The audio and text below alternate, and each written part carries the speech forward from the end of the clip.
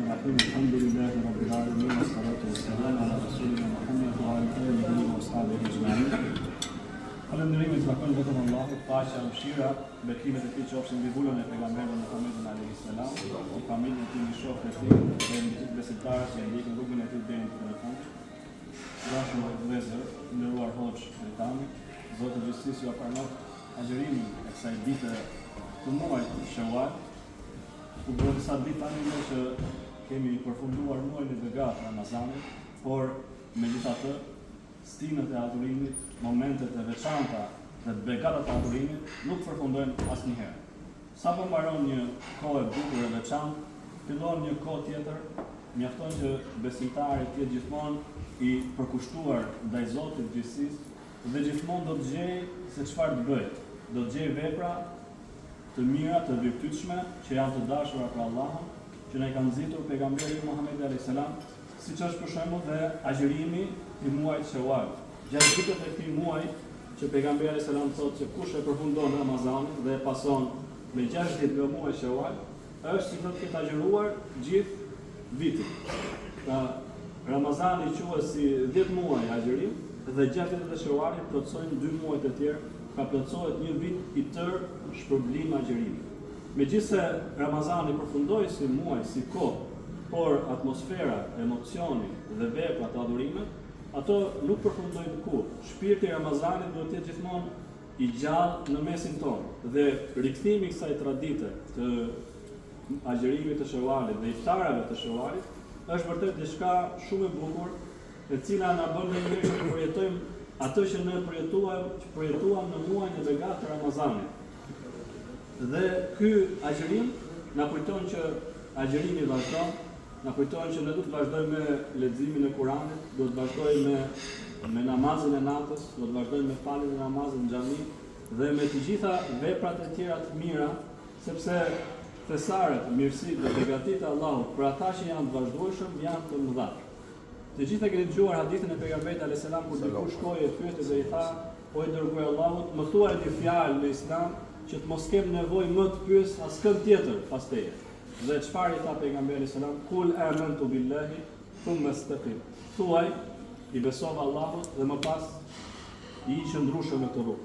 Vazhdo të jesh i qëndrueshëm, vazhdo të jesh i përkushtuar, si e vetmja shenjë që tregon që ne vërtet kemi dalë të fituar nga Ramazani.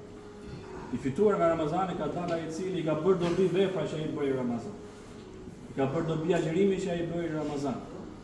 I fituar ka dalë ai i cili ditë ruaj mirësitë e Ramazanit dhe thesaret që kumullojnë në Ramazan, sepse thuaj se i gjithë viti ynë rrotullohet rreth këtij muaji të begat.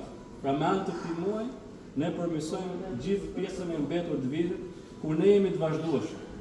Dhe ai që shijoi ëmbërsinë e besimit dhe adhurimit në Ramazan, padyshim se do ta vazhdojë atë edhe pas Ramazanit. Vetëm ai që nuk e kuptoi dot, ai që nuk e shijoi dot, do ta kufizojë veten e tij vetëm në një muaj. Ndërkohë ai që doli vërtet i suksesshëm dhe i fituar, do të vazhdojë të jetë i vazhdueshëm. Madje do të shtojë edhe më tepër. Sepse disa dietarë thonë se agjërimi i Shawwalit është edhe një lloj falënderimi që Zoti na mësoi Ramazanin.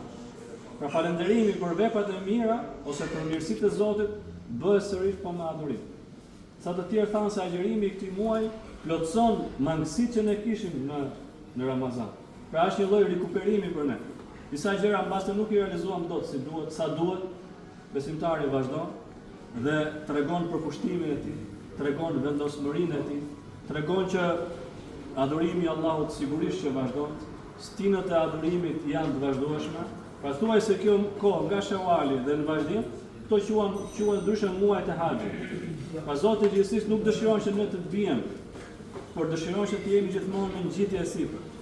Sepse njeriu, si thotë dietar, u dërgua në këtë botë që ai të plotësohet dhe të lartësohet. Nëse ne jemi në këtë lloj udhëtimi, pra në udhëtimin e plotësimit dhe lartësimit, atëherë nuk për ne si besimtarë. Nëse ne nuk rrezojmë lehtë, por nëse rrezojmë, dimë si të çojmë, dimë si të ngrihemi, dimë si të vazhdojmë, atëherë lum për ne dhe lum për destinacionin tonë. Lum për ato që e pret besimtarin për përgëzimin, të cilin Allah e shpreh në Kur'an dhe thotë: "Innal ladhina qalu rabbuna Allahu thumma istaqamu tatanazzalu alayhimul malaika ألا تخافوا ولا تحزنوا وأبشروا بالجنة التي كنتم توعدون. Thot ata të cilët thanë Zoti ynë është Allahu. Dhe pastaj vazhduan në këtë rrugë. Ishin të qëndrueshëm në rrugën e adorimit të Zotit. Në momentin më të vështirë, që është momenti i vdekjes, kur ata dorëzojnë shpirtin, kur ndoshta është pasiguria dhe frika ajo e cila dominon te shumica e njerëzve, për ta vjen përgëzimi nga engjëjt e Zotit, të cilët i thonë, as mos u friksoni për atë që po vjen, dhe as mos u pikëlloni për atë që keni lënë pas, dhe përgëzohuni me parajsin. Përgëzohuni me xhenetin i cili ju ishte premtuar juve. Zoti i gjithësisë me mëshirën e tij na jep kudoherë këtë mundësi që ne ta adhurojmë, që ne ta falenderojmë, që ne të jemi së bashku. Me sa më informoi Hoxha paraprakisht kur më çoi të ftesë dhe Zoti i gjithësisë ja shpërblet që na bëri pjesë që të jemi së bashku me ju. Është kënaqësi e madhe mbi gjitha. Është emocioni i madh dhe gëzimi i madh që të jemi me ju së bashku në këtë sofër iftari, jo të Ramazanit, por të Shewalit, dhe shpresojmë që kjo të jetë një nxitje më gjerë që njerëzit të agjerojnë gjatë ditën e Shewalit, që njerëzit i bëjnë këto tradita të bukura, të mblidhen me njëri tjetrin, pse jo edhe pas muajit begat të Ramazanit. Pra për ne këto janë organizimet, si thua, në rrugë të Zotit. Kur ne bëjmë iftar së bashku, bëjmë ligjërat së bashku, bëjmë aktivitet së bashku, shëtitje, piknik, krahas atyre që ne i kemi të përditshme, sepse këto forcojnë më shumë vllazërinë, harmoninë, dashurinë. Po ndër të tjera, Hoxha më tha që ishte një grup i cili kishte kontribuar shumë në aktivitetin e çurimin e aktiviteteve dhe nismave që Xhamia Ramerasit ka patur në muajin e begat të Ramazanit. Dhe kjo është shumë domethënëse, sepse një numër i madh tregon që ka patur shumë punë, ka patur shumë aktivitete, Zoti ju ka shpërblet, me në krye Hoxhën tuaj, Zoti ju ka pranoftë dhe ja shtoftë më shumë dëshirën për të bërë mirë dhe për kontribuar, sepse nuk ka mirësi më të madhe se sa Zoti të përdor në këtë rrugë. Prandaj si thot një dietar, thotë që pozita jote tek Allahu është tek vendi dhe pozicioni që ai ka vendosur. Ky pozicion faktikisht është i lirë për gjithë, është i aksesueshëm për gjithë. Nuk ka nevojë të marrësh në një aplikim të posaçëm apo në një procedurë të posaçme, kush do të kontribuojë, është i mirëseardhur. Është pra jemi shumë mirënjohës dhe falendërues në radhë parë dhe lutemi për ata njerëz dhe kush kontribon te xhamia pejgamberi selam nuk i harron asnjëherë njerëzit që kontribojnë. Madje për mos e zgjatur shumë, kohën e tij ishte një grua e cila pastronte xhamin. Dhe për shumë njerëz edhe sot ai që pastron apo mirëmban, kryesisht është nga njerëzit që nuk është se i duket shumë puna, ose nuk i bie shumë në sy. Pra mund të jetë i harruar, i neglizhuar, ka njerëzit i marrin të mirëqenia disa shërbime që i gjen gati. Njeriu ku i gjen diçka gati kryesisht nuk e vlerëson atë, e merr si të mirëqen. Dhe sahabët për të mos e munduar pejgamberin e Islam kur ajo ndroi jetë, ja bën gjitha procedurat, e lanë gratë besimtare, ja falën xhenazën, ja varrosan e merat. Pejgamberi selam nuk po shikonte këtë grua për disa ditë me radhë. Dhe tha që ku është kjo grua? Se nuk po e shoh, atë sa që nuk po e shoh. I tha në mëshirë Allahut, ajo ndroi jetë, me e varrosën, ja falën xhenazën. I tha po pse nuk më keni njoftuar mua? Pse nuk më keni treguar?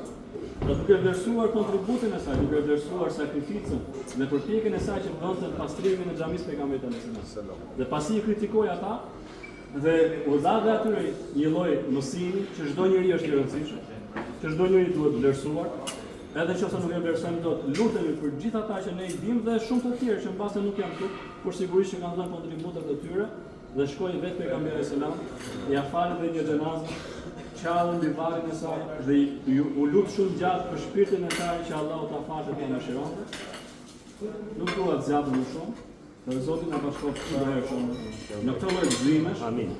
Që janë falënderim dhe madhërim për Zotin. Dhe kjo është mesazhi më i mirë i Ramazanit që ne të jemi kurdoherë falëndërues, mirënjohës, përkushtuar në këtë rrugë, të bashkuar me njëri tjetrin dhe mbështetje për njëri tjetrin.